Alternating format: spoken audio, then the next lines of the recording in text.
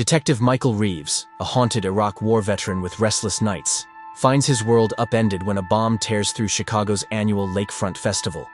In the chaos, he locks eyes with a young man whose calculating gaze suggests this is just the beginning of a meticulously planned reign of terror. As Michael races to unravel the escalating attacks, he discovers the most dangerous weapon isn't the bombs hidden throughout the city. It's a grievance that no one would listen to. Before we begin, write in the comments where you're listening to our stories from. Subscribe to our channel, it's free and you can always change your mind. Enjoy the story. Chapter 1. Detective Michael Reeves had seen enough death in Iraq to recognize its smell. But standing in the chaos of Chicago's Lakefront Festival, bodies scattered like broken dolls, the air thick with cordite and screams, he felt something he hadn't experienced since Fallujah. That peculiar cocktail of rage, helplessness, and the sickening certainty that this was just the beginning. Through the panicked crowd, a face caught his attention. Not running, not helping, just watching. The young man stood motionless amid the chaos, his expression neither shocked nor afraid, but calculating. Their eyes met for 3 seconds, maybe 4, before the observer turned and dissolved into the fleeing crowd. Michael's radio crackled with desperate calls for backup, ambulances, and the bomb squad. But his instincts, the same ones that had kept him alive through 2 tours, were screaming louder than any dispatcher. "Central, this is Detective Reeves," he said, already moving. Male subject, mid-20s, Middle Eastern appearance, navy jacket, heading west on Monroe. "I'm in pursuit." As he pushed through the crowd, Michael couldn't shake the feeling that whatever had begun here today, the worst was yet to come. The festival had been in full swing just minutes ago. Families enjoying the last gasp of summer, the smell of funnel cakes and roasted corn hanging in the air. Now the scent of burning plastic and something more sinister had replaced it. 5 dead already, according to his earpiece, probably more by morning. Michael shoved past a sobbing woman clutching a bloody-faced child. No time to stop. The phantom in the navy jacket was already a block ahead, moving with purpose, not panic. "Make way! Police!" Michael shouted, his badge held high as he sprinted. Years of maintaining his military fitness routine were paying off now. He was gaining ground. The suspect glanced back, his eyes widening when he saw Michael. He ducked into an alley between 2 restaurants. "Damn it," Michael muttered, accelerating. "Central, suspect heading into service alley behind Magnolia Street businesses." The alley was narrow, lined with dumpsters and delivery doors. Perfect for an ambush. Michael slowed, drawing his service weapon and advancing cautiously. The muscle memory from Fallujah took over. Check corners, watch the roofline, listen for the slightest echo of movement. A crash from ahead, a knocked-over trash can. Michael sprinted forward to see his suspect scaling a chain-link fence at the alley's end. He was younger than Michael had first thought, maybe early 20s, with close-cropped dark hair and the lean build of a runner. "Police, stop right there!" The young man froze atop the fence, looking back. For a moment, Michael thought he might comply. Then came the defiance. The slight narrowing of eyes, the deliberate way he dropped to the other side. Michael holstered his weapon and climbed. By the time he made it over, the suspect had disappeared around a corner. Michael followed, emerging onto a side street where afternoon traffic crawled past. He scanned frantically, then spotted his target slipping into the back door of a coffee shop. Inside, the cafe was crowded with customers, many staring at phones displaying breaking news about the bombing. Michael pushed through, searching for the navy jacket. He caught a glimpse of it disappearing into the restroom at the back. Michael positioned himself outside the door, gun ready but concealed against his leg. He spoke into his radio, keeping his voice low. "Suspect cornered at Darkwood Coffee, 352 Harmon Street. Request backup." Dispatch confirmed units were en route. Michael settled in to wait, eyes fixed on the bathroom door. 2 minutes passed, then 5. Something wasn't right. A barista approached, a slim woman with tattoo sleeves. "Sir, is everything okay?" Michael flashed his badge. "Police business. How many exits does that bathroom have?" Her eyes widened. "Just the one door, but..." She hesitated. "There's a window that opens to the service corridor. It's small, but..." Michael didn't wait for her to finish. He burst through the bathroom door to find it empty, the narrow window above the sink hanging open. "Son of a bitch," he growled, holstering his weapon and rushing back through the cafe. Once outside, Michael sprinted to the building's rear access. The service corridor was empty. He'd lost him. Back at the festival grounds, the scene had transformed into a full-blown emergency response. Fire trucks, ambulances, and police cruisers created a perimeter of flashing lights. The wounded lay on makeshift tarps as paramedics worked frantically. A staging area for the dead had been established in what hours ago had been a face-painting booth. Captain Rodriguez spotted Michael and waved him over. A squat, perpetually sweating man with a trimmed salt-and-pepper mustache, Rodriguez had been Michael's supervisor since he'd joined the force after his honorable discharge. "Reeves, where the hell have you been? We've got the feds incoming. They're taking jurisdiction." Michael wiped sweat from his forehead. "I was pursuing a suspicious individual from the scene. And? Lost him. But Cap, he was watching the aftermath, not panicking, not helping, just observing, like he was taking notes." Rodriguez sighed. "We've got 5 confirmed dead, 32 injured, 15 critical. I've got terrified witnesses claiming everything from Al-Qaeda to right-wing militias. Let the feds chase ghosts. I need you here, processing the scene." Michael knew arguing was pointless. "Yes, sir, but I want to submit a detailed description for the case file." "Fine, do it fast." Rodriguez handed him a tablet. "Documentation team needs help photographing evidence before it gets trampled." For the next 3 hours, Michael methodically photographed the blast scene, each click of the camera burning images into his memory. A child's shoe, abandoned. A half-eaten corn dog beside a pool of blood. Scraps of metal that had once been part of the bomb, now embedded in festival booth walls. The FBI arrived with their customary efficiency, establishing a command center in a nearby hotel conference room. Michael watched them work with grudging respect. They moved with purpose, but they hadn't seen what he had. They hadn't locked eyes with the Watcher. As sunset approached, a federal agent approached Michael. "Detective Reeves? I'm Special Agent Cassandra Way, FBI Counterterrorism. I understand you pursued a person of interest?" Way was tall and slender, with sharp features and observant eyes. Her dark hair was pulled back in a severe bun, and she carried herself with the confidence of someone used to being the smartest person in the room. "That's right," Michael said, straightening. Young male, Middle Eastern appearance, watching the aftermath with unusual interest. "And you lost him," Way stated flatly. "He knew the area, used a bathroom window to escape." Way nodded, making notes on her tablet. "We've recovered security footage from surrounding buildings. My team is reviewing it now. I'd like you to take a look, see if you can identify your runner." Michael followed her to the command center. The hotel ballroom had been transformed into a high-tech war room, with dozens of agents analyzing evidence and coordinating response. Way led him to a station where a tech was scrubbing through security footage. "We've isolated feeds from the time of the explosion," Way explained. "Camera coverage is spotty, but we got lucky with an ATM camera and a traffic cam." The tech pulled up a grainy image of the festival entrance 15 minutes before the explosion. People flowed in and out, summer clothes and sunglasses, cold drinks in hand. "There," Way pointed. "These 2 men entering together." Michael leaned closer. 2 men with backpacks. One was definitely his runner from earlier. The other was slightly older, with a trimmed beard and harder eyes. Brothers, maybe, given the resemblance. "That's him," Michael confirmed, pointing to the younger man. "The one I chased," Way nodded. Facial recognition got a hit. Samir Khanna, 24, electrical engineering graduate from Illinois Tech. The man with him is his older brother, Omar Khanna, 29. Omar spent 6 months in Yemen last year, supposedly visiting family. "Yemen," Michael repeated, the implication clear. "A known terrorist hotbed. We're putting together a tactical team to bring them in," Way said. "Given your military background and the fact that you've already encountered Samir, I'd like you to consult." Michael felt a surge of vindication. "What about my captain?" "Already cleared it with him. You're detailed to the FBI until further notice." For the first time since the explosion, Michael felt a glimmer of hope. He was back on the hunt. "When do we move?" he asked. We checked her watch. "Teams are prepping now. We hit their apartment at dawn." As night fell over Chicago, the city held its breath, unaware that the bombers were still among them, and that the clock was ticking towards something even worse. Chapter 2.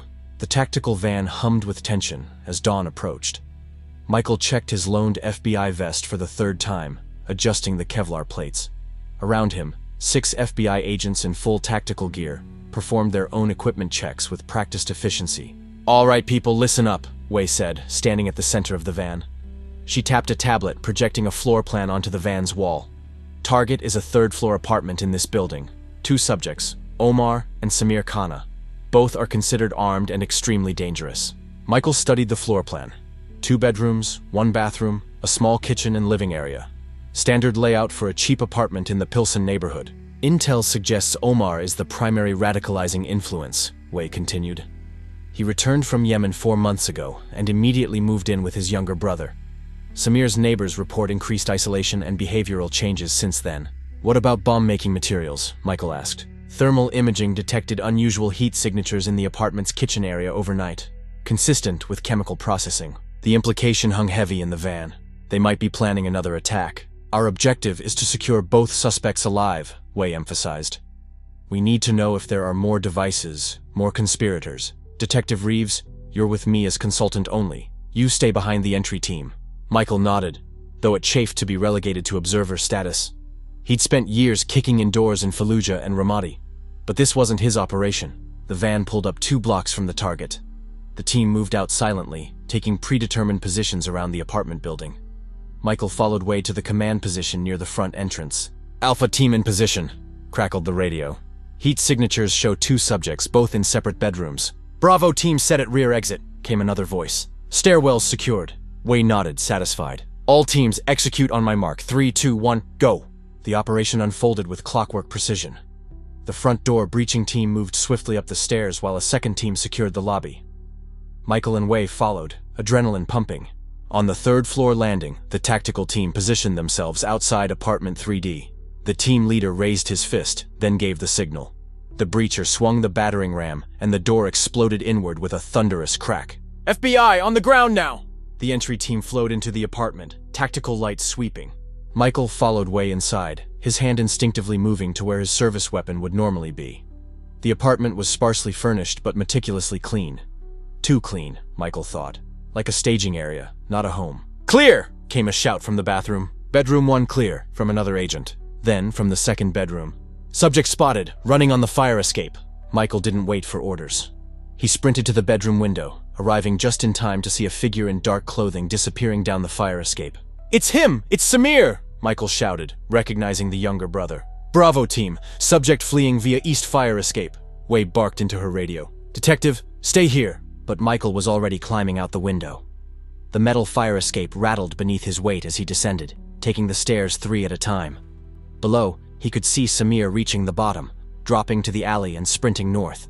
Stop! FBI! Michael shouted, knowing it was futile. He reached the bottom and gave chase. Samir was fast, but Michael had been a runner all his life, maintaining his 4-mile daily routine even after leaving the Marines. The gap between them narrowed as they weaved through the early morning alley traffic of delivery trucks and garbage collectors. Central, suspect heading north on Bishop Street, Michael heard Wei's voice in his earpiece. All units converge. Samir glanced back, panic evident on his face. He veered suddenly, darting through the delivery entrance of a corner bodega. Michael followed, bursting through the swinging doors into a stockroom, where a startled employee dropped a box of produce. Police! Michael shouted, flashing his badge without breaking stride. Samir knocked over a stack of crates behind him, trying to slow Michael's pursuit.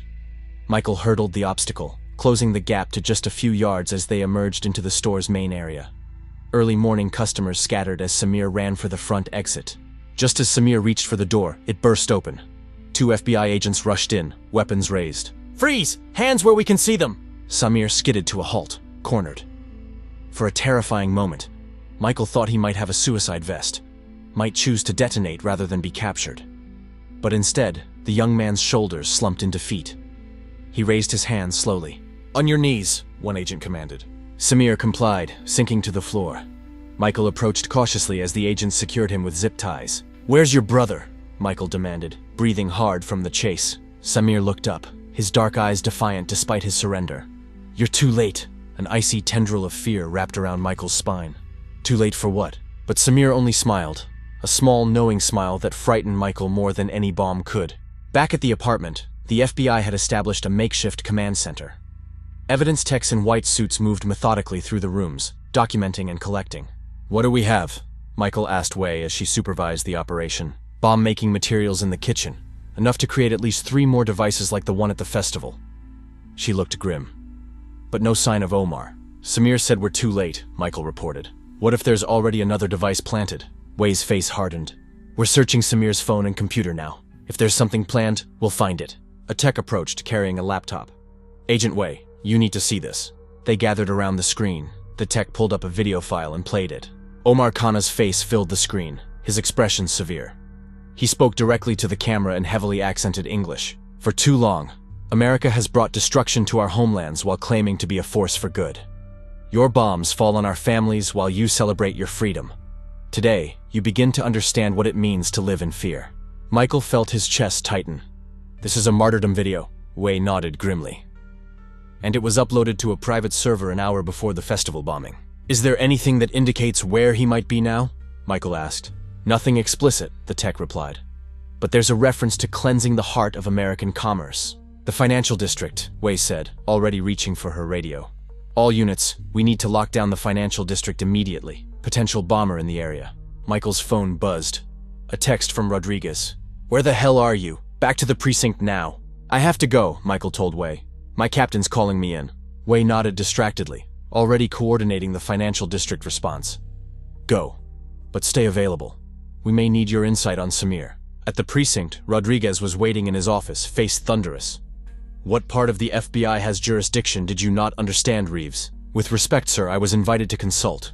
And it paid off. We caught one of the bombers. And you nearly got yourself killed chasing him through a grocery store. Rodriguez slammed a file onto his desk. What if he'd had a bomb? But he didn't, Michael argued. And now we know there's another attack planned. Rodriguez rubbed his temples. The mayor's office is breathing down my neck. The media's turning this into a circus. I need my detectives following protocol, not playing cowboy with the feds. Michael bit back a retort. Understood, sir. Good. Rodriguez seemed to deflate slightly. Look, I get it. This hits close to home for you. The PTSD, the war. This has nothing to do with my service. Michael cut in sharply. Doesn't it? Rodriguez fixed him with a knowing stare. You've been chasing ghosts since you got back, Michael. Every case, you push too hard, take too many risks, like you're still in combat. Michael stood stiffly. Is that all, sir? Rodriguez sighed. No. The FBI wants to interrogate Samir at their field office. They requested you observe.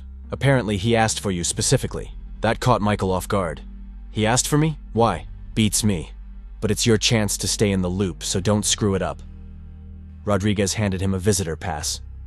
They're expecting you in an hour. The FBI Chicago field office occupied several floors of a nondescript government building downtown. Michael was escorted to an observation room adjoining an interrogation chamber. Through the one-way glass, he could see Samir seated at a metal table, his wrists cuffed to a steel ring. He looked younger in the harsh fluorescent light, barely out of his teens. It was hard to reconcile this slender, educated young man with the carnage at the festival. Wei entered the observation room. He hasn't said a word since we brought him in, except to ask for you. Why me? Michael wondered aloud. That's what you're going to find out, Wei replied. I want you to talk to him. Michael raised an eyebrow. Thought this was your interrogation. It is. But he's responded to you twice now. Once at the festival, once during capture. You've built a rapport, whether you realize it or not. She handed him a file. Here's what we know about him. Brilliant student. No prior criminal record. Completely radicalized by his brother after Omar's return from Yemen. Michael skimmed the file. Parents? Dead.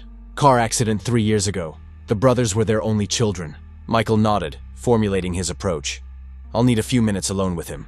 Wei hesitated. Protocol says... I know what protocol says.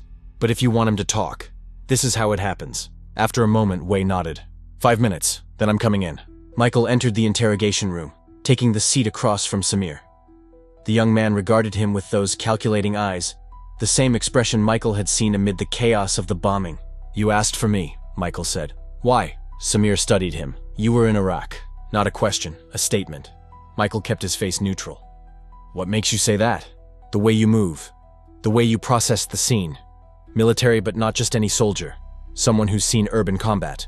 I'm not here to talk about me, Michael countered. No? Samir leaned forward, his cuffed hands resting on the table. But that's why I asked for you, because you understand. Understand what? What it's like when your home becomes a war zone. When strangers decide your family's fate. Samir's voice was soft but intense. How many Iraqi civilians died during your deployment, Detective Reeves? Michael felt a flash of anger. We're not discussing Iraq. We're discussing 5 dead Americans at a festival. Your victims. Not my victims, Samir shot back. I didn't place the device. But you knew about it. You were there, watching. I was there to document, Samir corrected. To witness. That was my role. And your brother. Where is he now? A small smile played at Samir's lips. Beyond your reach. The door opened and Wei entered. Time's up, Detective. Michael didn't move. We're just getting started. Actually, Wei said, placing a folder on the table. We have a development. Omar Khan has been spotted. Michael's pulse quickened. Where? Security camera outside Union Station 20 minutes ago. Wei slid a photo across the table, angled so both Michael and Samir could see it. The image showed Omar entering the train station carrying a duffel bag. Michael watched Samir's face carefully, saw the flicker of surprise before he masked it. "You didn't know he'd be there," Michael observed. "I have nothing to say," Samir responded, but his composure had cracked. We pressed on.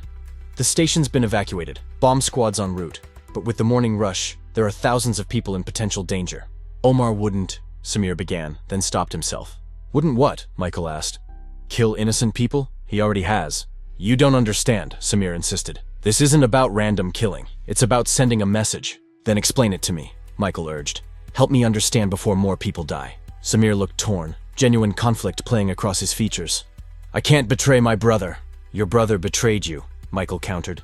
"He left you to take the fall while he continues the mission. Is that loyalty?" Silence stretched between them. Finally, Samir spoke, his voice barely above a whisper. "The duffel bag is a decoy. The real target is the old grain silo warehouse by the river. He's been planning it for weeks." Wei was immediately on her radio, relaying the information. Michael stayed focused on Samir. "Why tell us now?" Samir met his gaze. "Because you're right. We had an agreement. One demonstration, then negotiations. The festival was supposed to be it." His hands trembled slightly. "Omar changed the plan. He never told me about the warehouse." "What's at the warehouse?" Michael pressed. "Nothing yet, but there will be. A meeting of defense contractors, today at noon." We ended her call. "SWAT's redirecting now. Detective, we need to move." As Michael stood to leave, Samir called after him. "Detective Reeves?" Michael paused at the door. "When you find him..." Samir hesitated. "Omar isn't the man I grew up with anymore. He came back from Yemen.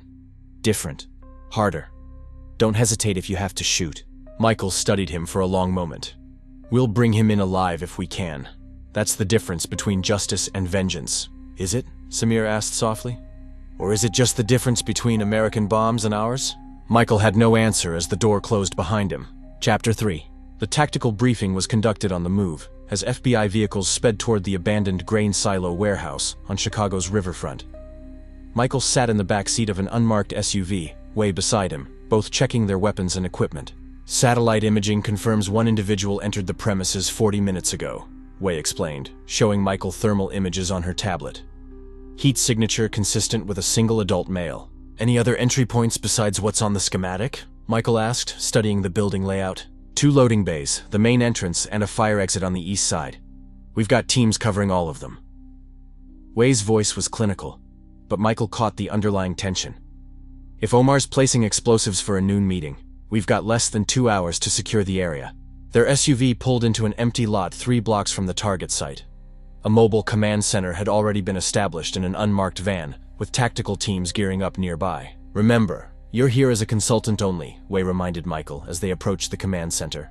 "I appreciate your insights, but when it comes to the op, you stay back with tactical command." Michael nodded, swallowing his frustration. As a detective, he understood jurisdiction, but the soldier in him chafed at being sidelined. Inside the command van, screens displayed thermal imaging and surveillance footage of the warehouse. FBI Tactical Commander Jack Harlow, a barrel-chested veteran with a shaved head, was directing final preparations. "Agent Wei, detective," Harlow acknowledged. "We've established a perimeter, no movement inside for the past 20 minutes, but thermal shows our subject on the second floor, east corner." Michael studied the heat signature. "That's where the old foreman's office would be. Good vantage point over the main floor and the approach roads." Harlow raised an eyebrow. "You know this building? I worked a homicide case here 2 years back. Drug deal gone wrong." Michael pointed to the schematic. "The stairs to that office are here, exposed. He'll see anyone coming up." "What about this maintenance shaft?" Wei asked, indicating a narrow passage on the blueprint. "Runs from the basement to the roof," Michael confirmed. "For servicing the grain elevators, it'll be tight, but a small team could use it to flank him." Harlow considered this. "Risky, if he's wired explosives." "He won't blow it yet," Michael said with confidence. "Not if the target is a noon meeting. He'd want to maximize casualties." Wei made the decision. Two-pronged approach. Team 1 takes the main stairs as a distraction. Team 2 uses the service shaft for the actual capture. "And if he decides to martyr himself?" Harlow asked bluntly. The question hung in the air. They all knew the stakes. "His brother said he didn't place the festival bomb himself," Michael offered. "Omar might be the architect, but he's using others to deliver. If that pattern holds, he'll have an escape plan." We nodded. "Agreed. But we take all precautions. Everyone in bomb suits, and we evacuate all buildings within a 3-block radius. The operation launched 30 minutes later. Michael watched from the command center as tactical teams moved into position, their helmet cameras providing live feeds to the monitors before him. Team 1 in position at main entrance, crackled the radio. Team 2 accessing basement service entrance, came another report. Harlow gave Michael a sidelong glance. Your insight about the service shaft better be solid, Detective. Michael kept his eyes on the monitors. It is. We joined them, her face tense. We've got 17 minutes before the first attendees of that contractors' meeting might start arriving. We need to secure the building before then. Team 2 reports access to the service shaft, an operator announced, beginning ascent to second floor. On screen, Michael watched as heavily armored FBI agents climbed the narrow maintenance ladder in single file, their movements painstakingly slow to minimize noise. Team 1, stand by to create diversion on my mark, Harlow instructed. Michael's gaze shifted to another monitor showing thermal imaging of the foreman's office. The heat signature hadn't moved. Something's not right, he murmured. Wei turned to him. What do you mean? He hasn't moved in over an hour. Not even slightly. Michael pointed to the unchanging blob of orange and red on the screen. Even someone sitting still shifts their weight occasionally. Harlow's eyes narrowed. Could be a heat decoy. Space heater, maybe. Or he's waiting in ambush somewhere else, Michael said, anxiety building in his chest. We need to abort. Harlow hesitated. Team 2 is already in position. If we pull back now... If I'm wrong, we lose surprise, Michael interrupted. If I'm right, we lose agents. Wei made the call. All teams hold position. Possible decoy in the target location. Michael grabbed a tablet, pulling up the building schematics again. If I were planning an escape, where would I... His finger traced the blueprints until it stopped on a maintenance tunnel. Here. This service tunnel connects to the storm drainage system. It's not on the original blueprints because it was added during renovations in the 90s. Wei's eyes widened. How do you know this? My homicide Vic was found in that tunnel, Michael explained. Tried to escape that way. Harlow barked orders. Team 3, redirect to the basement service tunnel, southeast corner. The minutes that followed were tense as Team 3 repositioned. Michael watched their helmet cams as they located the access point to the service tunnel, a rusted metal door behind old machinery. Breach on 3, the team leader whispered. 1, 2... Before he could say 3, the door exploded outward in a blast of splinters and smoke. 2 agents went down immediately. Gunfire erupted, sharp cracks punctuated by shouts. Man down! Man down! Came the frantic call. Suspect armed with automatic weapon, heading south in the tunnel! All teams converge on the service tunnel exit, Harlow ordered. Exit point is 50 yards south of the building, drains into the river. Michael was already moving, Wei close behind him. Where are you going? She demanded. He'll be coming up through that storm drain, Michael called over his shoulder. I know where it emerges. They sprinted out of the command van, ignoring Harlow's shouts to stop.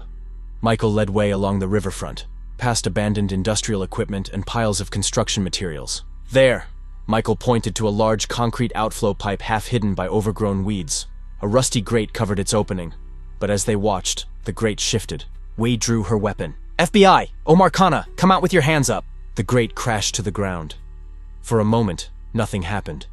Then a figure emerged from the darkness of the pipe, a man in his late 20s with a short beard and hard eyes. Omar Khanna. Don't move, Wei commanded, her weapon trained on him. Hands where I can see them.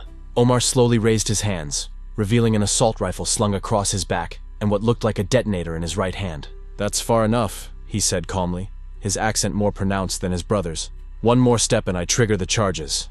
Michael and Wei froze. Omar smiled thinly. The great FBI, he taunted. So predictable. Did my brother tell you about the warehouse? He always was the weak link. It's over, Omar, Michael said firmly. The building's been evacuated. No one's coming to your meeting. You think the warehouse was the real target? Omar laughed, a harsh sound devoid of humor. A distraction, Detective Reeves. Nothing more. The use of his name caught Michael off guard. You know who I am? I make it a point to know my enemies. Marine, 2 tours in Iraq. Distinguished service in Fallujah. Omar's eyes narrowed.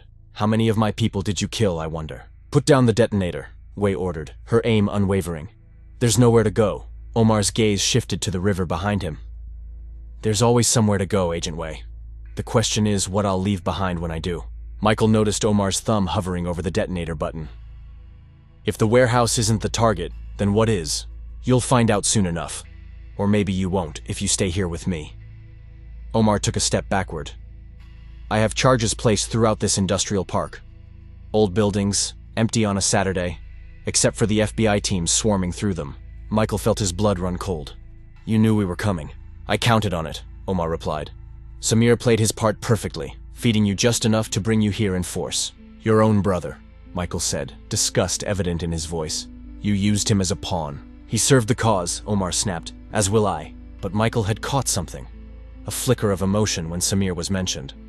He thinks you're continuing the mission you planned together. He has no idea you're using him as a scapegoat. Omar's expression hardened. My brother is a child playing at revolution. I am a soldier. No, Michael countered, taking a careful step forward. You're a terrorist hiding behind the sufferings of others. I've met real soldiers on both sides of the conflict. They fight face to face, not by killing civilians at festivals. Stay back, Omar warned, his thumb pressing slightly on the detonator. Michael kept talking, edging forward. Samir told us you changed after Yemen, that you came back different. Another step. What happened there, Omar? Who got to you? A shadow crossed Omar's face. You know nothing of Yemen, of what I saw. American drones hovering like vultures, choosing who lives and who dies. So this is revenge? Michael asked, another cautious step forward. For drone strikes? This is justice, Omar snarled, a taste of the fear we live with every day. Wei had been inching to the side during this exchange, trying to get a clear shot without risking the detonator being triggered. Omar noticed. Tell your agent to stop moving, he ordered Michael. Or I press this button now. We froze. Michael raised his hands in a placating gesture. Let's talk about this, Omar. Whatever your grievance, there are other ways to be heard. We tried other ways. Omar's composure cracked for the first time. Protests, petitions, reaching out to your politicians. No one listens until blood is spilled. Your country taught us that lesson. Behind Omar, Michael could see movement in the water. Tactical divers approaching silently. He needed to keep Omar talking. Your brother listened, Michael said softly. Samir believed in you, in your cause, but not like this. Something flickered in Omar's eyes. Doubt, perhaps, or regret. Samir is naive. He doesn't understand what must be done. He understands more than you think, Michael pressed. He told us about the warehouse because he realized you'd changed the plan, that you were willing to sacrifice him. I would never, Omar began. You left him behind, Michael interrupted, to take the fall while you continued the mission. Omar's face contorted with anger. My mission is greater than either of us. People will remember what happened here today. They will finally understand what it means to live in fear. What people will remember, Michael said calmly, is a man who betrayed his own brother. The words struck a nerve. Omar's expression wavered. Behind him, the tactical divers had reached the concrete ledge, ready to move. You have a choice, Omar, Michael continued.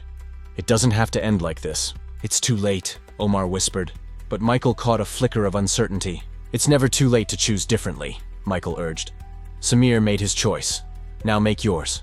For a moment it seemed Omar might surrender. Then his face hardened, resolve crystallizing in his eyes. My choice was made in Yemen, he said, thumb pressing down on the detonator. Wei fired. Her bullet caught Omar in the shoulder, spinning him around. The detonator flew from his hand, landing in the shallow water nearby. The tactical divers surged forward, tackling Omar before he could recover. Secure the detonator, Wei shouted, rushing forward. Michael had already spotted it, half submerged in the muddy shallows. He lunged, snatching it up and checking the trigger mechanism. The button had been partially depressed in the fall, but not fully activated. It's secure, he called to Wei, holding up the device. Bomb squad needs to take a look, but I think we're clear. Wei nodded, turning her attention to Omar, now subdued and bleeding on the ground as agents cuffed him. Michael could hear Harlow's voice in his earpiece, ordering teams to continue the evacuation while bomb technicians checked for explosives. You've made a mistake, Detective, Omar growled as Michael approached. The real attack is still coming. Michael crouched beside him, studying his face. What real attack, Omar? Where? Omar smiled through gritted teeth. You'll have to ask my brother. He's been more involved than he realizes. Ice formed in Michael's gut. What are you talking about? Why do you think I left him behind? Convenience? Omar laughed bitterly. Check his phone. The timers. We synchronized them this morning. Michael straightened, turning to Wei with urgency. We need to get back to the FBI office. Now. What is it? Wei asked, puzzled. I think Samir's carrying a bomb, Michael said grimly. And he doesn't even know it. Wei's eyes widened. She immediately began barking orders into her radio while Michael stared down at Omar, who was watching him with a strange mix of satisfaction and sorrow. You sent your own brother to die, Michael said, disgust evident in his voice. For the cause, Omar replied, but his voice lacked conviction. We all make sacrifices. Some more than others, it seems, Michael retorted, turning away. As they rushed back toward the vehicles, Wei's phone rang. Her expression darkened as she listened. "What?" Michael demanded as she hung up. "Agent Harlow says there's a device embedded in the warehouse wall," Wei said grimly. "Timer's counting down, less than 30 minutes remaining. And that's not all. They found plans in Omar's equipment. Multiple devices, all on synchronized timers." "The FBI office," Michael breathed, breaking into a run. "Already on it," Wei confirmed, sprinting alongside him. "Building's being evacuated. But if Samir's carrying something, he doesn't know," Michael insisted. "Omar used him, made him a walking bomb." They reached the vehicles, sirens blaring as they pulled away. Michael's mind raced, picturing Samir sitting in an interrogation room, unaware of what his brother had planned. "How fast can we get there?" Michael asked, checking his watch. Wei pressed her foot down harder on the accelerator. "Not fast enough." The city blurred outside the windows as they raced against time, both knowing what waited at the end might be something neither of them could stop. Enjoying our stories? Don't forget to hit that subscribe button so you won't miss any of our upcoming content. Now let's get back to our story. Chapter 4.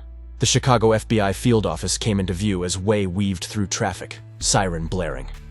Michael leaned forward in his seat, eyes fixed on the building, scanning for any signs of evacuation.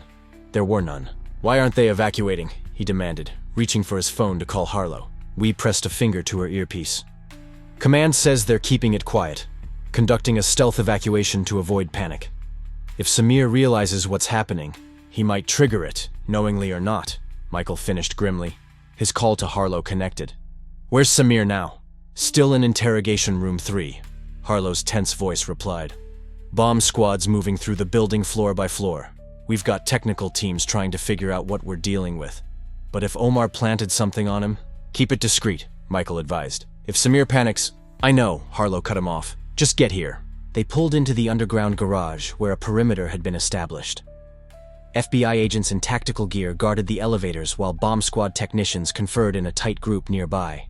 Wei flashed her credentials, and they were waved through. A bomb technician in a heavy protective suit approached them. "Agent Wei, Detective Reeves, I'm Tech Specialist Davis. We've cleared the garage level, but we've got a problem." "What kind of problem?" Wei asked. Davis handed them a tablet displaying a schematic of the building. "We found a device in the northeast stairwell. It's sophisticated. Motion and pressure sensors, remote trigger capability. Based on the components, it's got enough power to bring down that corner of the building." "Can you defuse it?" Michael asked. "Working on it, but it's just one piece of the puzzle. From what we gathered from Omar Khanna, there's a network of devices. They're designed to trigger simultaneously or in sequence." "And Samir?" Michael pressed. "Any indication he's carrying?" Davis hesitated. "We ran discrete scans from outside the interrogation room. There's definitely something metallic embedded in his backpack. We haven't been able to get a clear image without bringing in more sensitive equipment, which might tip him off." "How do you want to play this?" Wei asked Michael, surprising him with the deference. Michael considered for a moment. "I need to talk to him. If he doesn't know what he's carrying, we might be able to separate him from the backpack without raising alarms. And if he does know," Davis asked quietly, "then I'll have to convince him not to use it," Michael replied simply. "We studied him. You connected with him before. He asked for you specifically. I don't think Omar told him the whole plan. He might be just as much a victim here as anyone else." Davis nodded toward the elevator. "We've locked down the building except for essential movement. I can take you up, but you need these." He handed them each a small earpiece. "Direct line to the bomb squad. We'll be monitoring and can advise in real time." They entered the elevator, tension thick in the air. As they ascended, Michael mentally rehearsed what he would say to Samir.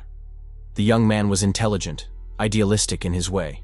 If he could appeal to that part of him, the elevator doors opened onto a floor that appeared deceptively normal, except for the absence of personnel. Most had been quietly evacuated, leaving only essential agents and those dealing with the bomb threat. Harlow met them as they stepped out. "Omar's not talking anymore. Lawyered up as soon as he got medical attention. But we managed to extract data from his phone." He handed Michael a small display. "These are the timer readings. 5 devices total, synchronized to detonate within seconds of each other." Michael studied the countdown. 1742, 1741, 1740. "So we have less than 18 minutes, he said, handing the display back. "To find and neutralize all 5 devices," Harlow confirmed grimly. "We've located 3 so far. The stairwell, 1 in the electrical room, and 1 near the main entrance." "And the other 2? Wei asked. "No confirmation yet, but based on the building schematic and maximizing casualties, 1 in the interrogation wing," Michael guessed. "And 1 more as backup. Maybe near a support column. Harlow nodded. That's our thinking. Bomb squad's already working on the ones we've found. But if Samir's carrying one, we need to deal with that now, Michael finished. Interrogation room 3 is just down that hallway, Harlow pointed. We've cleared that section as much as possible without alerting him. There's a guard outside who'll be called away once you enter. Michael took a deep breath. Let's do this. We caught his arm as he turned to go. Be careful. If he suspects anything, I'll get through to him, Michael assured her. The walk to the interrogation room felt longer than it should have. Each step brought Michael closer to a young man who might be unknowingly carrying enough explosives to kill dozens. The guard outside the room nodded to Michael, then made a show of receiving a call on his radio before walking away. Michael paused at the door, collecting himself. Then he entered. Samir looked up, surprise registering on his face when he saw Michael alone. He was still handcuffed to the table, his backpack on the floor beside him where it had been placed during processing. Detective Reeves, Samir said cautiously. I expected the FBI again. Michael smiled, keeping his body language casual as he took a seat across from Samir. They're busy with your brother. We caught him trying to escape through the storm drains. Something flickered across Samir's face. Relief? Concern? Is Omar okay? Minor gunshot wound to the shoulder. He'll live to stand trial. Michael leaned forward. He had a lot to say about you. Wariness crept into Samir's expression. What do you mean? He said you were more involved than you let on, Michael replied, carefully watching Samir's reaction. That you synchronized something with him this morning. Timers, he said. Confusion spread across Samir's features. Timer? I don't... His eyes widened suddenly. My phone. He asked to borrow my phone this morning. Said his battery was dead. And did you give it to him? Yes, he was only using it for a few minutes. Said he needed to check something online. Samir's breathing quickened. What did he do? Michael glanced at the backpack on the floor. That's your backpack, right? The one you had at the festival? Samir nodded. Omar asked me to carry it. Said it had documentation in it we'd need later. Documentation of what? Michael asked, though he suspected he knew the answer. The demonstration, Samir said quietly. That's what we called it. The festival. It was supposed to be a one-time event, to get people's attention. Then we'd issue our demands. Michael kept his voice level. And what were those demands going to be? An end to drone strikes in Yemen and Somalia. Reparations for civilian casualties. Samir's voice grew passionate. No one listens until you make them listen. We just wanted to be heard. By killing innocent people? Michael couldn't keep the edge from his voice. It wasn't supposed to be like that, Samir insisted. The casualties were regrettable, but necessary to make a point. Just like your country accepts collateral damage when it suits your military objectives. Michael checked the time discreetly. 15:22, 15:21. Samir, I need you to listen carefully, he said, leaning closer. I think your brother may have put something in your backpack. Something dangerous. Fear flashed across Samir's face. What? No, he wouldn't. He changed the plan, Michael pressed. The warehouse was a diversion. He's planted devices throughout this building. You're lying, Samir said, but uncertainty had crept into his voice. Omar wouldn't do that. Then let me check your backpack, Michael suggested calmly. If I'm wrong, no harm done. Samir studied him for a long moment, then nodded slowly. Okay. Michael stood carefully, moving around the table. He crouched next to the backpack, opening his channel to the bomb squad. I'm about to examine the subject's backpack. Stand by. Understood, came Davis's voice in his ear. Proceed with extreme caution. If you see any wires or electronic components, do not touch them. Describe what you see and we'll guide you. Michael eased the backpack open slightly, peering inside. His heart rate spiked when he saw what appeared to be a tightly packed bundle at the bottom, beneath some papers. I've got what looks like a device, he murmured into his comm. Wrapped in black electrical tape. I can see what might be a timer display embedded in it. Can you read the display without disturbing the package? Davis asked. Michael adjusted his position, trying to get a better view without touching anything. Green digital display, showing 14:05, 14:04. That matches the countdown on the other devices, Davis confirmed. Detective, you need to extract the suspect from that room immediately. We need to get our team in there. Michael straightened, his mind racing. Samir, we need to move to another room, now. Suspicion darkened Samir's features. Why? What did you find? There's a bomb in your backpack, Michael said bluntly, no time for niceties. Omar put it there. He's using you as a delivery system. Samir's face went pale. No, that's not possible. Listen to me, Michael said urgently, moving to unlock Samir's handcuffs from the table with the key the guard had slipped him. We have less than 14 minutes before it detonates. I need you to come with me right now. Samir's eyes darted to the backpack, then back to Michael. "Show me," he demanded. Michael hesitated, then carefully tilted the backpack so Samir could see inside. The young man's eyes widened in horror when he spotted the device. "Oh my God," he whispered. "Omar wouldn't. He couldn't." "He did," Michael said firmly, unlocking the cuffs from the table but leaving them on Samir's wrists. "Now we need to move. Bomb squad's waiting." He helped Samir to his feet and guided him toward the door, leaving the backpack on the floor. "Wait," Samir said suddenly, pulling against Michael's grip. "The papers in there. They're the only proof." "Proof of what?" Michael asked, still moving them toward the door. "That we tried negotiation first," Samir insisted. "Letters to congressmen, petitions to the UN. Omar kept records of every attempt we made to be heard through legitimate channels.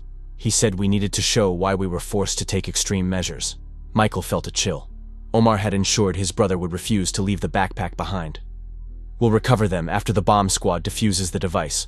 Right now, we need to move." He managed to get Samir into the hallway, where Wei was waiting with 2 tactical agents. They quickly escorted Samir away while Michael briefed Davis, who was approaching in his bomb suit. "Device is at the bottom of the backpack, under some papers.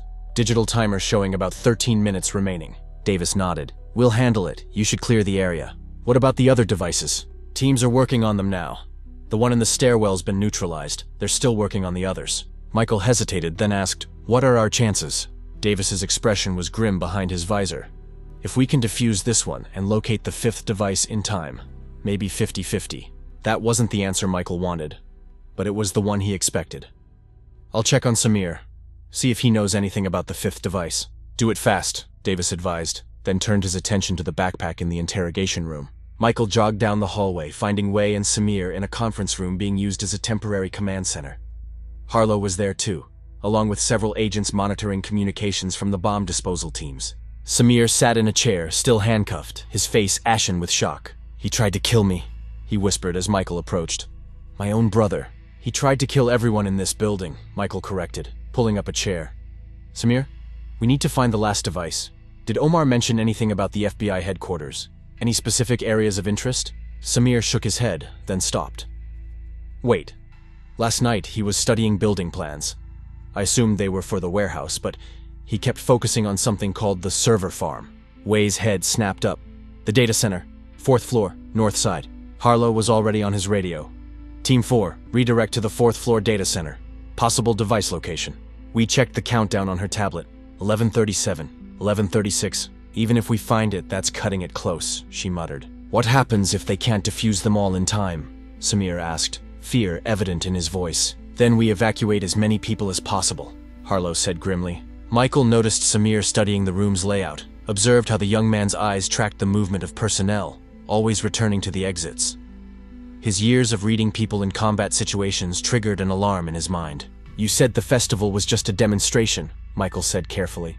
"That you had demands." Samir nodded, his attention still divided. "That was the plan. Show them we were serious, then negotiate." "So why are you still looking for a way out?" Michael asked pointedly. Samir's eyes snapped to his. "What? You're planning something," Michael pressed. "I can see it.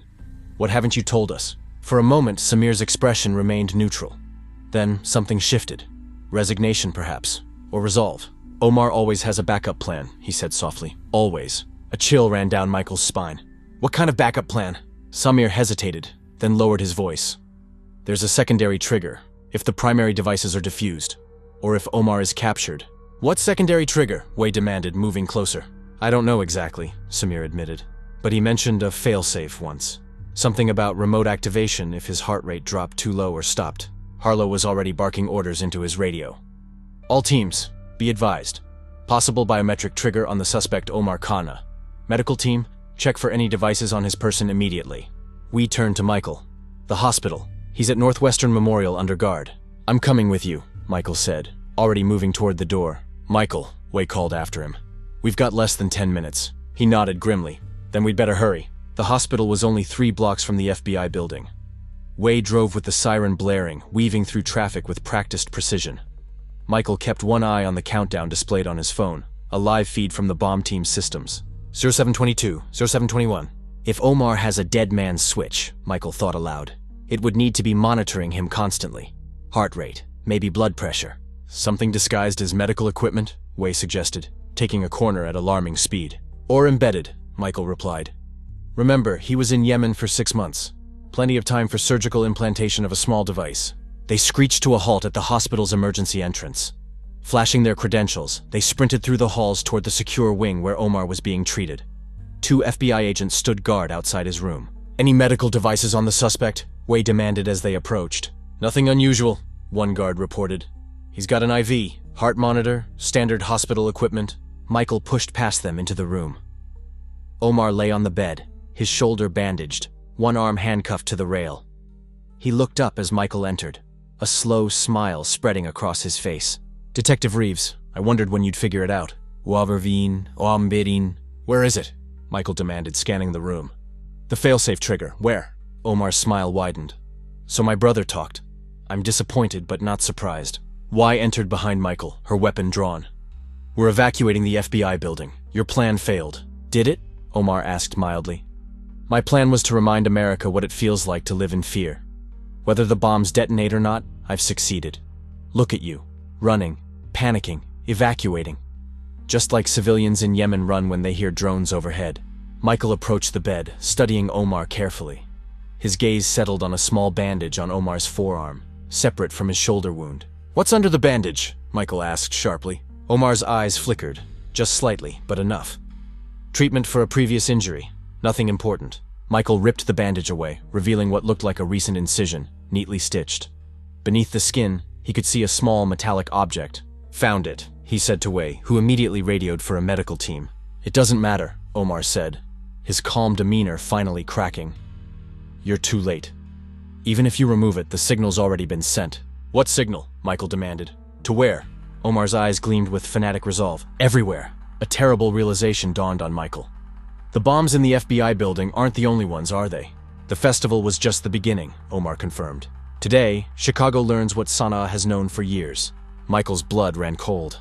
"How many? Where?" "Tick-tock, detective," Omar taunted. "Which will you choose?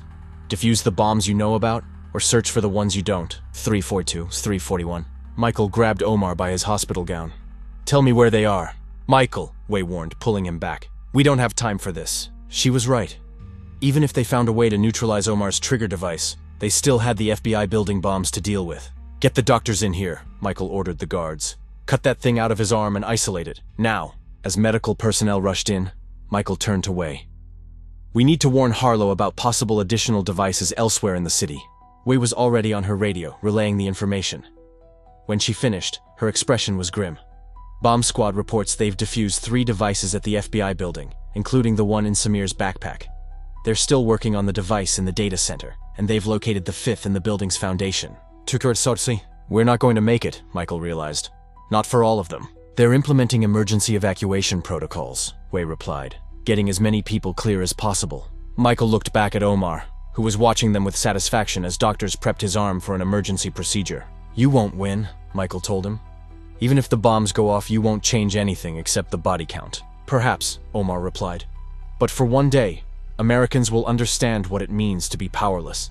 To know that death can come from the sky without warning, without reason." "People like you are the reason," Michael said coldly. "Not drones, not politics. Men who choose violence when there are other paths." "Wei 15, Wei Wayor." Wei grabbed Michael's arm. "We need to get clear of the hospital." If Omar wasn't bluffing about additional devices. A vibration from Michael's phone interrupted her. He checked the screen to find a message from Harlow. "All devices neutralized. Repeat, all clear." Michael showed the message to Wei, relief washing over them both. He turned to Omar, whose expression remained infuriatingly calm. "It's over," Michael told him. "The FBI defused all 5 bombs." "Did they?" Omar asked, his voice betraying nothing. "How can you be sure?" The doubt lingered as doctors began cutting into Omar's arm. Michael and Wei stepped out of the room, still monitoring the countdown on their phones. 0 quarts, 0 quarts. "What if there are other devices we don't know about?" Wei asked quietly. "Then we'll deal with them," Michael replied, his jaw set firmly. One threat at a time. The final seconds of the countdown ticked away. 003, 002, 0 0. They held their breath, waiting for an explosion that never came. Wei's phone rang. It was Harlow. "Confirmed. All devices successfully neutralized. Building secure." She relayed the news to Michael, who exhaled slowly.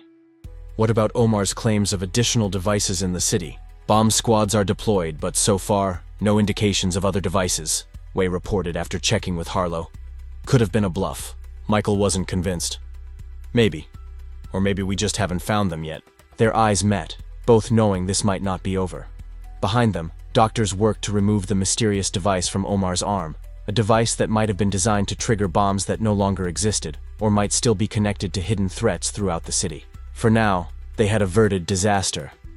But as Michael thought about Samir's words and Omar's fanatical determination, he couldn't shake the feeling that they were missing something crucial. "I want to talk to Samir again," he told Wei. "Omar wouldn't have gone to all this trouble just to fail." "You think he knows more than he's telling us?" Wei asked. Michael nodded grimly. "I think this is just the opening move in a much longer game." Chapter 5. The FBI field office hummed with tense activity as bomb squads completed their sweeps and investigators processed evidence. Michael sat across from Samir in a different interrogation room, this one on the first floor for easier evacuation if necessary. Wei stood in the corner, while two agents monitored from behind the one-way glass. Samir looked broken, his shoulders slumped, eyes red-rimmed. The knowledge that his own brother had used him as an unwitting suicide bomber had shattered something fundamental inside him. "I didn't know," he said for perhaps the 10th time. "You have to believe me." "I do," Michael replied, keeping his voice gentle but firm. "But I need you to help us understand the full scope of what Omar was planning. We don't believe he acted alone. He had contacts," Samir admitted. "People he met in Yemen. They would call late at night, speaking in Arabic. Omar thought I couldn't understand. My Arabic isn't as good as his. But I caught enough." "Names?" Wei asked. Samir shook his head. "They used code names. One was called The Teacher. Another was Falcon. Omar respected them, deferred to them." Michael slid a notepad across the table. "Write down everything you remember from those conversations. Any locations, dates, operations they mentioned?" As Samir began writing, Michael exchanged a glance with Wei. They stepped outside, leaving an agent to monitor Samir.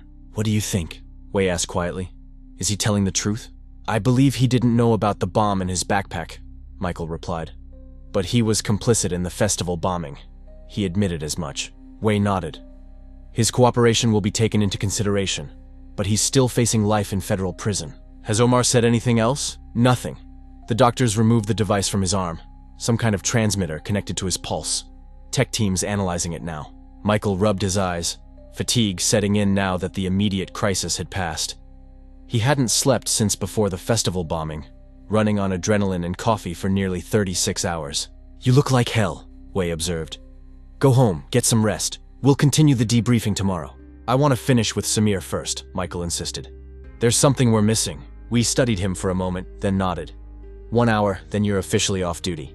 They returned to the interrogation room, where Samir had filled several pages with notes. His handwriting had grown increasingly agitated, some words underlined multiple times. "I remembered something," he said as they entered. "A date. Omar kept mentioning the 18th, said it would be the real message." Michael and Wei exchanged alarmed glances. Today was the 14th. "What happens on the 18th?" Michael asked, keeping his voice even despite the surge of concern. Samir shook his head. "I don't know specifics, but Omar said it would be symbolic and impossible to ignore. He'd been planning it for months, since before Yemen."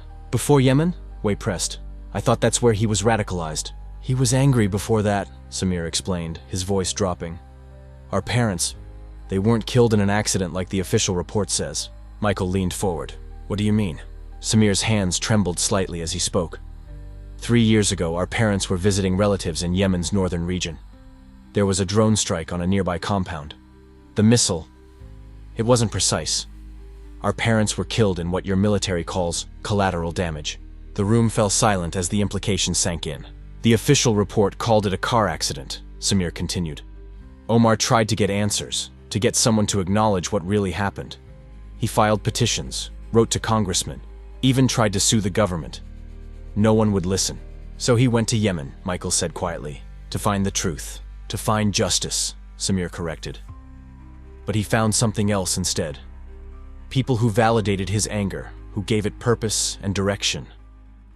His eyes met Michael's. "You asked what happens on the 18th. I don't know the target, but I know why that date. It's the anniversary of our parents' death." Wei was already on her phone, stepping outside to coordinate with the investigative team. Michael remained with Samir, watching him carefully. "What else did Omar bring back from Yemen besides contacts?" he asked. Samir hesitated. "Technical knowledge. Before, He was just an angry man with a grievance. After Yemen, he knew how to build things. Dangerous things. Did he bring back materials as well? Components for bombs? I don't think so. Most of what he needed, he bought here, online or through contacts. Common items that wouldn't raise suspicion individually. And your role in all this? Michael asked. Samir's face fell. I was supposed to be the voice. The educated, articulate American who could explain our grievances to the public after the demonstration. Omar said my engineering background would give me credibility when explaining why we had to resort to violence. You never questioned his methods? Even after people died at the festival? Shame crossed Samir's features. I told myself it was necessary, that sometimes the ends justify the means. But when I saw those people, his voice broke. I never wanted that. I just wanted someone to acknowledge what happened to our parents. To say, we're sorry, and mean it. Michael was quiet for a moment, processing this. The 18th is 4 days away. Do you have any idea where Omar might strike? Any locations he mentioned, even casually? Samir frowned in concentration. He talked about symbols, American symbols, military, government, wait. His eyes widened. The drone program. He was obsessed with it. Said the people who operate the drones never see the consequences of their actions. Drone operators work from military bases, Wei said, returning to the room. Primarily Air Force. There's Scott Air Force Base near Belleville, Michael suggested. About a 4-hour drive from Chicago. Samir shook his head. Closer. Omar wouldn't want to go far. He mentioned something about the pilots being right in our backyard, hiding in plain sight. Wei pulled out her tablet, typing rapidly. Naval Station Great Lakes is only an hour north of here, but they don't operate drones from there. She continued searching, then looked up. Wait. The Illinois Air National Guard's 183rd Wing has a facility at the Springfield Airport. They've been converted to an intelligence unit that includes remote piloting operations. Springfield's only 3 hours away, Michael noted. No, not Springfield, Samir interrupted.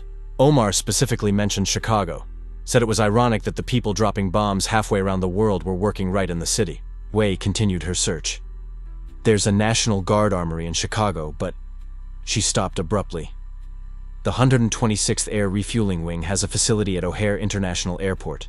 According to this, they support intelligence operations that could include drone program coordination.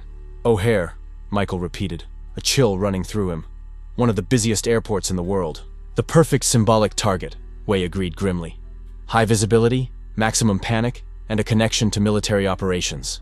It's not just symbolic, Samir said quietly. Omar wouldn't just want to send a message. He'd want to hurt the people he sees as responsible.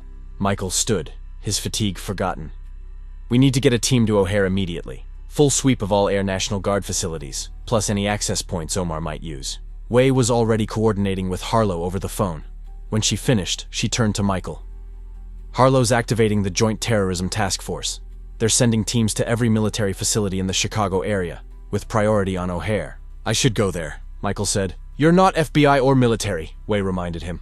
This is outside your jurisdiction. I know Omar's thinking better than anyone at this point, Michael argued. Let me come as a consultant, like before. Wei hesitated, then nodded. I'll clear it with Harlow. But first, we need everything Samir knows about Omar's methods, contacts, and possible hiding places. For the next 2 hours, they exhaustively debriefed Samir.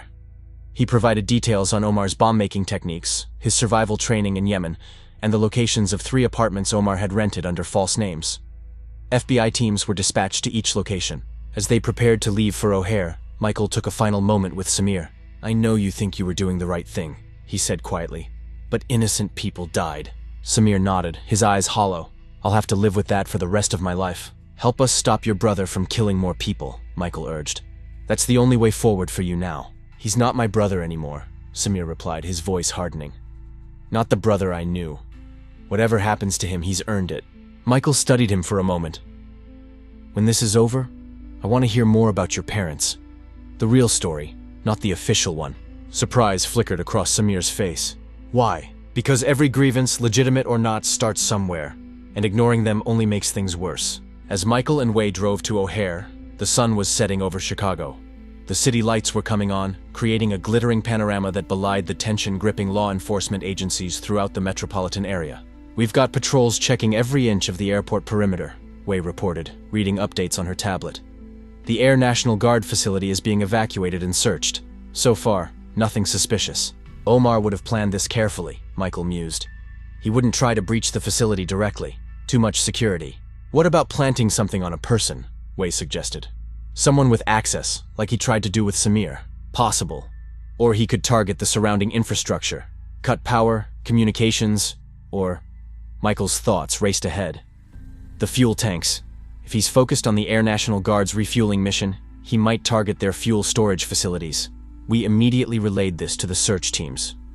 Minutes later, they arrived at O'Hare, passing through multiple security checkpoints before reaching the military section of the airport, separate from the commercial terminals. The scene was controlled chaos. FBI agents, military police, and bomb squad technicians moved with purpose across the facility grounds.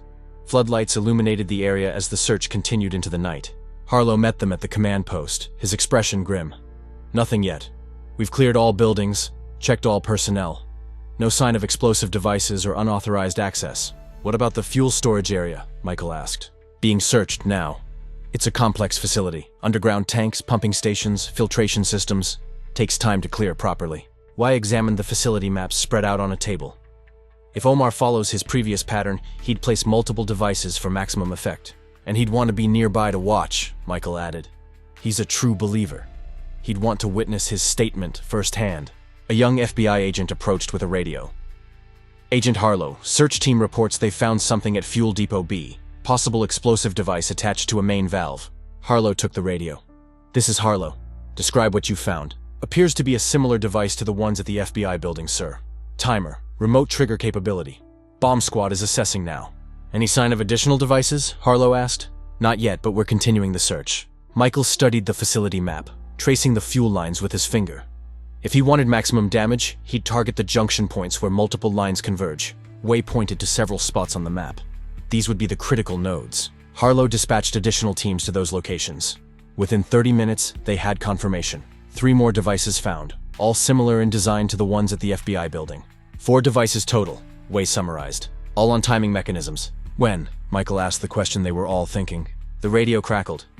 Sir, bomb squad reports all devices set for Oro 400 hours on the 18th. That's approximately 51 hours from now. Michael exchanged glances with Wei and Harlow. He's not here. He planted these in advance, which means he could be anywhere, Wei noted. Possibly setting up additional targets. Or he could be watching right now, Michael suggested, scanning the perimeter visible beyond the floodlights. Seeing if his devices are discovered. Harlow dispatched surveillance teams to monitor the approaches to the airfield. If he's out there, we'll find him. No, you won't, Michael said with certainty. Not if he doesn't want to be found. He's had years to plan this. The festival, the FBI building, now this. It's all been leading somewhere. Where? Wei asked. I don't know yet, Michael admitted. But Omar's not just striking randomly. There's a pattern, a progression. As bomb squad technicians work to defuse the devices, Michael paced the command center, piecing together the fragments of Omar's plan. First, the festival. Civilian target, high visibility, meant to capture attention. Then the FBI building, law enforcement, the people who would investigate the first attack. Now a military target connected to drone operations, the source of his grievance. What's next in that progression? Harlow asked. Michael stopped pacing. Decision makers. The people who authorize the operations, who set the policies. Government targets, Wei realized. Federal buildings, perhaps. Or specific individuals, Michael suggested. Politicians, military commanders. Harlow was already on his phone, ordering increased security at government facilities throughout Chicago. Michael continued studying the facility maps, something nagging at the edge of his awareness. This feels too easy, he muttered. 4 devices, all found within hours of searching? We looked up sharply. You think he wanted us to find these? A diversion, Michael said, the realization crystallizing. Get us focused here while he prepares his real target. Or, Wei suggested. He knew we'd eventually track him to the O'Hare facility. So he planted these devices knowing they'd be found before detonation. Testing our response, Harlow concluded. Seeing how quickly we react, what protocols we follow. A chill settled over the command center.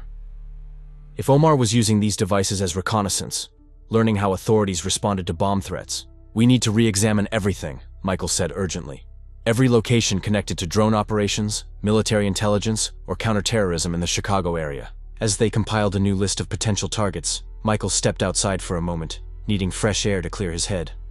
The night was cool, stars barely visible against the light pollution from the airport. His phone buzzed with a text message from an unknown number. You see the pattern, but not the purpose. The demonstrations will continue until America understands what it means to live in fear. Michael stared at the screen, blood running cold. Somehow, Omar knew he was involved in the investigation, knew he was at O'Hare. He rushed back inside to show Wei and Harlow. "Can we trace this?" he asked. "Already trying," Wei said, having immediately sent the message to the FBI's technical team. "But if he's using a burner phone or encrypted messaging, he's watching us," Michael realized. "Has been all along." "Which means he's close," Harlow concluded. They scanned the perimeter again, more carefully this time. Security teams expanded their search to include all observation points with lines of sight to the military facility. "There." Michael pointed to a parking garage at the airport's western edge, its upper levels providing a clear view of their activities. "Perfect vantage point." Harlow immediately dispatched a tactical team, but Michael was already moving toward an FBI vehicle. "I'm going," he said simply. Wei grabbed her jacket. "Not alone, you're not." They sped toward the parking garage, tactical teams converging from multiple directions. As they approached, Michael's phone buzzed again. "Too slow, Detective. Always one step behind. The clock is ticking."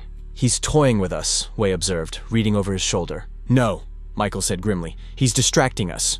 The garage was empty, save for regular airport traffic. No sign of Omar or any suspicious activity. Another message arrived on Michael's phone. "Look to the skies, Detective. That's where death comes from." Michael froze, then looked up. A passenger plane was taking off from a nearby runway, climbing into the night sky. "Oh God," he whispered. "It's not the military facility, it's the commercial airport." Wei was already calling it in, ordering an emergency lockdown of all terminals. But as alerts sounded across the airport complex and security protocols activated, Michael realized they still didn't know exactly what they were looking for or where. His phone buzzed one final time that night. "Too many targets to protect, too little time. See you on the 18th. As Omar's twisted game continued, Michael knew they were racing against both the clock and a man who had transformed personal grief into a weapon of terror. Somewhere in Chicago, the real attack was still being prepared, and they had less than 2 days to find it. Chapter 6. Dawn broke over Chicago on the 18th of September. For 4 days, law enforcement had conducted the largest anti-terrorism operation in the city's history. "Still nothing," Wei said, approaching Michael at the Joint Operations Center with fresh reports. "Every potential target has been searched repeatedly." "They're out there," Michael replied with certainty. Omar wouldn't bluff about this. His phone buzzed with a text from the same unknown number.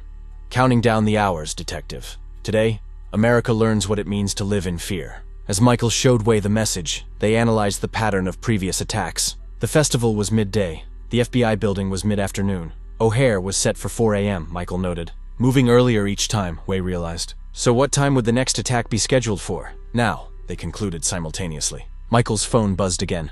"Look out your window. The demonstration begins." He rushed to the window just in time to see flashes from buildings downtown. Not explosions, but the glint of sniper rifles. "Active shooters!" Wei shouted as the first shots rang out. "Multiple locations!" The operations center exploded into activity as reports flooded in. 5 coordinated snipers targeting morning commuters. As tactical teams neutralized the shooters, they discovered a secondary trap.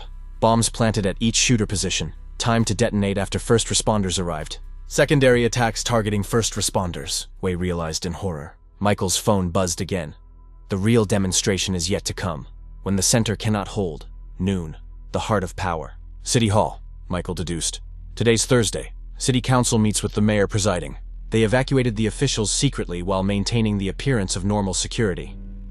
At 11:52, the bomb squad reported multiple devices embedded in City Hall's structural columns, set to detonate at noon. With no time to defuse them, Michael raced to Northwestern Memorial Hospital after receiving one final text. "Visit me, Detective. Time for truth." Omar lay handcuffed to his bed, remarkably calm. "Right on time," he greeted Michael. "How do we stop it?" Michael demanded. "You can't," Omar replied. "That's the point." "Is this what your parents would have wanted?" Michael pressed. A flicker of emotion crossed Omar's face. "My parents were innocent too. Did anyone care when they died?" "I know about the drone strike," Michael said. "I know the official story was a lie." With less than 2 minutes remaining, Michael offered the one thing Omar truly wanted. The truth. A public acknowledgement of how your parents died. An investigation into the drone strike. Something shifted in Omar's expression. "The primary detonator has a remote override. In my apartment, 1652 Wabash Avenue, 3B. A laptop with the program ready. Password is forgiveness with a capital F. At 12:04, Wei called with the news. We found it. Devices neutralized." "Why give us the override?" Michael asked Omar. "Because you offered the one thing no one else has," he replied quietly. The truth. In the aftermath, Michael kept his promise. Military records were declassified, revealing the Kana parents had indeed been collateral damage in a drone strike, the accident report fabricated to avoid diplomatic complications. 1 week later, Michael visited Samir in the detention center. "They acknowledged it," Samir said about the investigation findings. "After all these years, someone finally admitted what happened to our parents. It doesn't justify what you and Omar did," Michael reminded him. "No," Samir agreed, "but maybe it means their deaths weren't completely meaningless." As Michael prepared to leave, Samir called after him. "Detective Reeves, you asked why Omar gave you the override code. He did it because, in the end, he wanted to be understood more than he wanted revenge." Michael nodded. "We all do, Samir, we all do." Outside, the autumn sun shone on a city changed but enduring. The scars would remain, both visible in heightened security and invisible in the city's collective psyche. But in acknowledging painful truths rather than burying them, perhaps a cycle of vengeance had finally been broken. In the end, as Michael had come to understand, that was the real choice, between perpetuating violence or finding the courage to break its endless chain, one difficult truth at a time. Wow, what a story! And there is more coming. Don't forget to subscribe to not miss a new stories.